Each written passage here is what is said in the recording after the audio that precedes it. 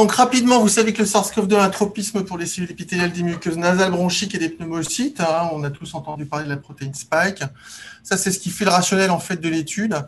À la phase initiale, vous savez que l'infection va concerner les cellules des voies aériennes supérieures avec une production de virions. Puis on va avoir une phase précoce avec une infection des cellules bronchiques et des pneumocytes, ainsi qu'une atteinte au niveau des cellules endothéliales capillaires qui vont conduire à une réponse inflammatoire locale.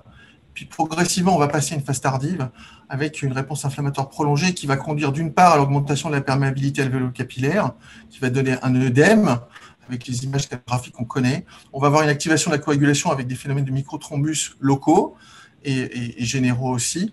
Et donc, ce stress global du tissu pulmonaire va aboutir à des dommages qui vont être pour certains transitoires et pour d'autres définitifs et qui peuvent conduire donc à une fibrogénèse. Je ne sais pas si ça marche. Ce qu'on sait sur la pneumopathie interstitielle diffuse au cours de l'infection à SARS-CoV-2, c'est que on ne connaît pas réellement sa prévalence, puisque pour ce faire, il faudrait éventuellement réaliser un scanner à l'ensemble des patients qui sont positifs pour une PCR. Ce qu'on sait chez les patients hospitalisés avec une atteinte pulmonaire prouvée par scanner, c'est que environ 20% à 35% de ces patients vont évoluer vers une forme grave, qui a clairement une corrélation à l'extension des lésions scanographique et la sévérité et la mortalité de l'infection. Ça, on l'a tous vécu chez les patients qu'on a vus hospitalisés. Et cette extension, aujourd'hui, est identifiée comme un facteur de risque indépendant de mortalité. Et on sait aujourd'hui rien sur les séquelles. Finalement, il y a très peu de papiers sur la proportion de patients qui vont évoluer vers une forme fibrotique ou qui vont garder des séquelles du moins scanographiques et aux épreuves fonctionnelles respiratoires au décours de l'infection à SARS-CoV-2. Alors, ce qu'on sait aujourd'hui, j'ai un petit peu implémenté le rationnel de l'étude, c'est que quand on regarde en fait l'effet d'une pneumopathie interstitielle diffuse préexistante au cours de l'infection à SARS-CoV-2, vous voyez que finalement c'est un facteur de sévérité qui est important. On a une propension d'une part à une exacerbation de la pathologie pulmonaire sous-jacente et probablement aussi à une fibrose, un excès de fibrose avec les mécanismes que je vous ai détaillés ci-avant. Vous voyez que dans cette première étude qui a été récemment publiée, il y a 2 papiers qui sont sortis dans la JRCCM au même moment, dans le même numéro. Une première étude avec 46 patients qui avaient une pneumopathie interstitielle diffuse, comparée à 92 patients qui n'en présentaient pas, qui ont été appariés par l'âge, le sexe et l'ethnie. Très clairement, on a un surrisque de forme sévère défini par une hospitalisation en soins intensifs avec un OR à 3 et une mortalité pareille qui est beaucoup plus importante dans le groupe PID avec là encore un OR qui avoisine les 3. Dans le même numéro, il y avait un article qui inclut un plus grand nombre de patients avec là aussi un appariement sur l'âge, le sexe, l'ethnie et les comorbidités. Vous voyez que la mortalité, là encore, est beaucoup plus importante dans le groupe des patients qui vont présenter une pneumopathie interstitielle diffuse préexistante à l'infection à SARS-CoV-2. Quand on regarde le sous-type de pneumopathie interstitielle diffuse, on s'aperçoit que probablement il y a des différences entre les différentes pneumopathies interstitielles diffuses et vous voyez que si le fait d'avoir une pneumopathie interstitielle diffuse constitue un surrisque en termes de mortalité, il semble que ce surrisque soit beaucoup plus important chez les patients dans ce premier travail qui présente une fibrose pulmonaire idiopathique. Et dans ce deuxième travail qui est issu de la cohorte Orphalangue française, vous voyez, il y avait 123 patients qui avaient des pneumopathies interstitielles diffuses. Et là encore, on a l'impression que les patients qui sont classés comme étant idiopathiques avec il y a une grosse prévalence du phénotype de pneumopathie interstitielle commune, donc qui est typique de la fibrose pulmonaire idiopathique, semblait, en tout cas en analyse univariée, comme étant un facteur de risque de mortalité.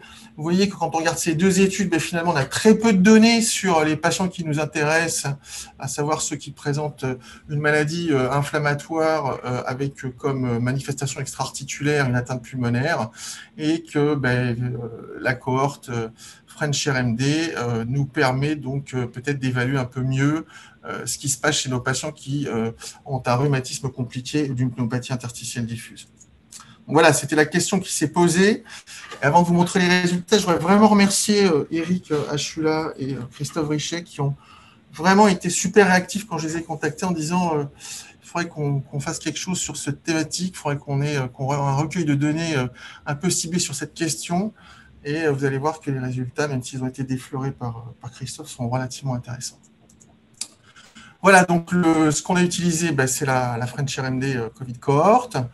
Le diagnostic, comme vous l'a dit Christophe, était certifié par PCR Covid ou fortement suspect, c'est-à-dire des symptômes typiques d'anomalies, des symptômes typiques ou des anomalies scanographiques en contexte pandémique, bien évidemment. Une identification des patients de la pneumopathie interstitielle diffuse par la présence d'anomalies interstitielles sur un scanner, bien entendu, antérieur à l'infection à SARS-CoV-2.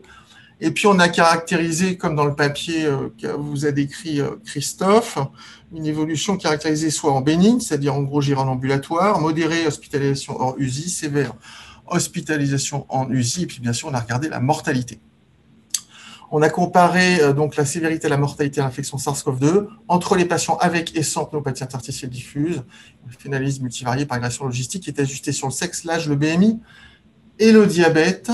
Je vais vous montrer tout de suite les résultats. Donc voilà, donc on a un chiffre un peu différent de ce qu'a présenté Christophe, puisque là je vous montre les résultats qui sont arrêtés en janvier, des analyses qui sont arrêtées en juillet 2020. On a 897 patients qui étaient inclus dans la cohorte, on avait 3%, ce qui est relativement faible, ce qui montre les limites un peu de la méthodologie, en tout cas qui étaient déclarés comme ayant une pneumopathie interstitielle préexistante et qui ont été ensuite validés. Il y a eu un travail qui a été fait pour contacter les médecins qui avaient déclaré ces patients pour valider ou non la PID. Et vous voyez la répartition ici, fonction des pathologies. Comme on peut s'y attendre, on a une forte proportion de patients qui vont présenter une sclérodermie systémique. Et puis, tout de suite derrière, on a pas mal de polyarthrite rhumatoïde, comme attendu.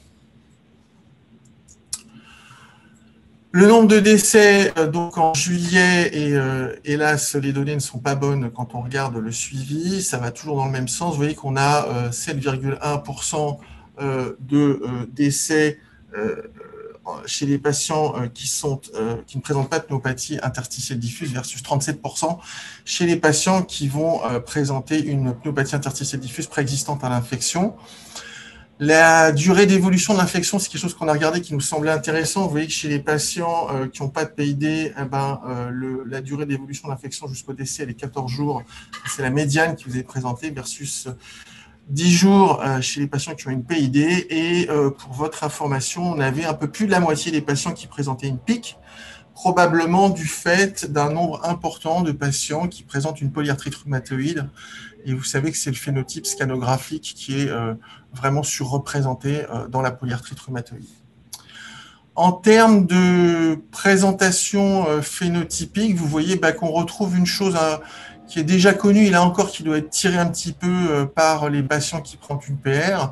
On a des patients qui sont plus âgés, comme ça a été décrit dans la PR, des patients qui sont plus volontiers des hommes, dès lors qu'ils présentent une pneumopathie interstitielle diffuse. Et puis, vous voyez qu'on a un antécédent de tabagisme qui est beaucoup plus important dans le groupe PID, puisque vous savez que c'est un facteur de risque indépendant d'émergence d'une pneumopathie interstitielle diffuse dans les rhumatismes inflammatoires chroniques et notamment dans la PR.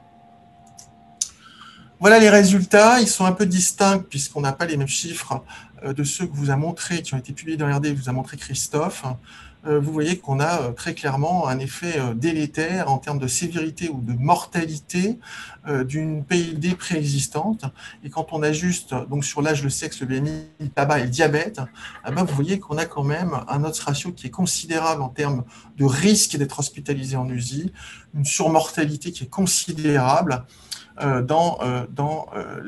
chez les patients qui présentent une pneumopathie interstitielle diffuse associée à leur rhumatisme inflammatoire chronique. Ça, c'est pour vous montrer les chiffres qui ont été publiés dans ARD qu'a commenté Christophe. Donc, vous voyez, là, on avait des chiffres un tout petit peu différents, mais on a vraiment très clairement une surmortalité.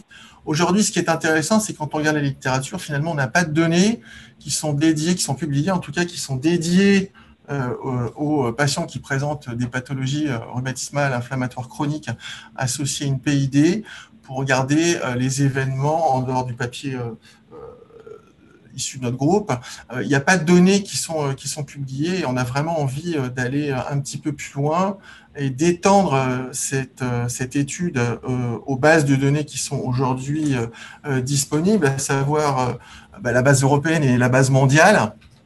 On a le plaisir de dire aux auditeurs que finalement on a eu l'acceptation, si je ne me trompe pas, Eric, c'était avant-hier, pour avoir un accès à l'ensemble des cohortes, pour pouvoir, confirmer ce sur-risque, si il s'avère réel, et si ce sur-risque est confirmé, bien entendu, identifier les facteurs de risque de sévérité et de mortalité dans ce sous-groupe particulier de patients, avec l'idée derrière d'aller regarder, bien évidemment, le phénotype de l'atteinte interstitielle pulmonaire.